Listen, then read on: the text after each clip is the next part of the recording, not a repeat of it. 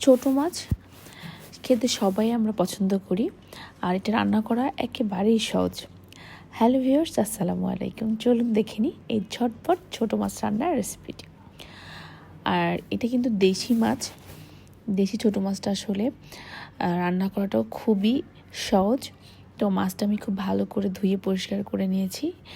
আর এখানে উপকরণগুলো খুবই সামান্য লাগবে। এটা আমি হাতে মাখিয়ে রান্না করব এবং কীভাবে করছি সেটাও আপনাদেরকে দেখিয়ে দিচ্ছি। এখন একটা প্যানে আমি মাছটা নিয়েছি, এখানে হলুদ, লবণ এবং মরিচ নিয়েছি।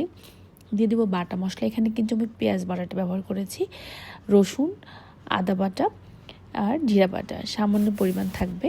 আর দিয়ে দিব সরষের তেল, চাইলে আপনারা এখানে সয়াবিন তেলটাও ব্যবহার করতে পারেন।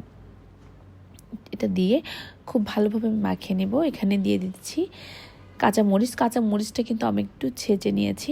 তো এখন আলতোভাবে সমস্ত মশলাটা মাছের সাথে ভালোভাবে মাখিয়ে নিব। এটা খুব ধীরে করতে হবে, খেয়াল রাখতে হবে মাছটা যেন ভেঙে না যায়।